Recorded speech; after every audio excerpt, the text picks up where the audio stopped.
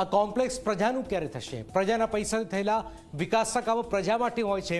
પ્રજાના પ્રતિનિધિઓ વિકાસનું એક કામ રિબીન કાપીને ખુલ્લું તો મૂકી દે છે, પણ એ કામનો પ્રજા ઉપયોગ કરી શકતી નથી. નવસારીમાં કરોડોના ખર્ચે બનેલું સ્પોર્ટ્સ કોમ્પ્લેક્સ લોકાર્પણ બાદ પણ શોભાનું ગાંઠિયું બની ગયું છે. જુઓ નવા નકોર સ્પોર્ટ્સ કોમ્પ્લેક્સની શું દશા થઈ રહી છે આ ખાસ અહેવાલમાં.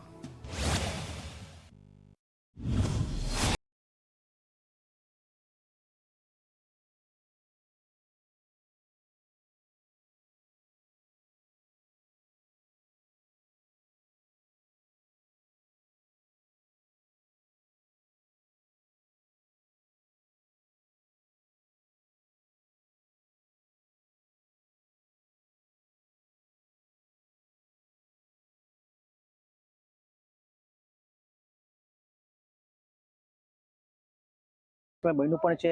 લોકાર્પણ થઈને 1.5 મહિનો થઈ ગયો છે, પણ હજુ સુધી એ સ્પોર્ટ્સ કોમ્પ્લેક્સ શરૂઆત થઈ નથી. હું અંગત રીતે એ સ્પોર્ટ્સ કોમ્પ્લેક્સના 3 વખત માહિતી મેળવવા ગયો હતો. ત્યારે મને અંદરના સભ્યોએ એવું કીધું હતું કે હજુ દરેક સ્પોર્ટ્સના કોચિસ નિમવાના બાકી છે. ફ્લોરિંગનું કામ, સીલિંગનું કામ અને સ્વિમિંગ પુલનું થોડુંક કામ, ઇન્ટિરિયર થોડું કામ બાકી છે. આ રીતે એ લોકોએ મારી અરજી લીધી ન હતી.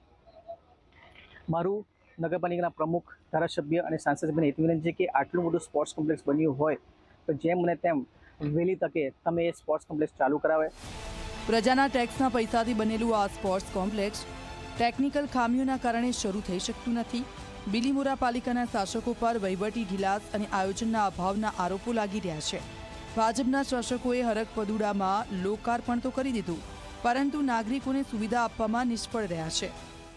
જે દિવસે આનું લોકાર્પણ હતું તે દિવસે મારી બિલીમોરાની જનતા, મારા રમતવીરો, મારા જિમ્નાસ્ટના લોકો, નાના બાળકો કે જે લોકોને નાનું સ્વિમિંગ પણ છે, એ બધા બહુ ઉત્સાહથી હતા. અનેરો ઉત્સાહ હતો લોકોમાં. પરંતુ આજે આ વહીવટી તંત્રની અણઆવડતના લીધે હવે એવું કહે છે કે ઠરાવ આ બાકી છે, પેલું બાકી છે, એમ કરીને એમણે જે લંબાવવામાં કર્યું એના લીધે બિલીમોરાની રમતવીરો પણ નારાજ થયા, બિલીમોરાની જનતા પણ નારાજ થઈ છે. સૂત્રોના જણાવ્યા પ્રમાણે પાલિકા આ કોમ્પ્લેક્સનું સંચાલન ખાનગી એજન્સીને સોંપવાની તૈયારીમાં છે. નાગરિકોને રાહત દરે સુવિધાઓ આપવાની વાત છે, પરંતુ લોકોની લાગણી છે કે આવી મહત્વની સુવિધાઓનું સંચાલન પાલિકાએ જ કરવું જોઈએ.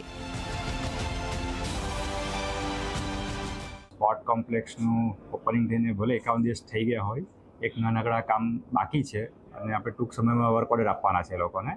એ લોકોએ સ્વિમિંગ પુલના જે રીતે પાર્ટ અલગ અલગ જીમ છે, સ્વિમિંગ પુલ છે, અલગ અલગ જે પાર્ટમાં એમાઉન્ટ નક્કી કરેલી છે એ એમાઉન્ટ લોકો જે રીતે ભરી દેશે એ રીતે આપણે એ લોકોને વર્ક ઓર્ડર આપવાના છે.